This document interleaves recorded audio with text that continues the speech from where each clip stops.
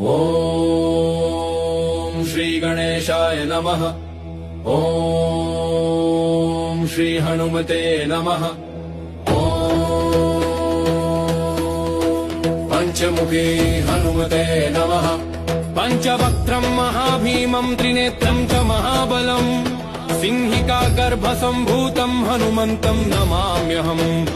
ओम हम हनुमते रक्ष रक्ष सर्वतो माम्। ओम हम हनुमते रक्ष रक्ष सर्वतो माम्। ओम पूर्वे हनुमान् कपिमुखधारी रक्षतु माम्।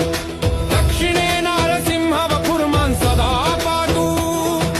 पश्चिमे गरुडरूपवान् रक्षतु।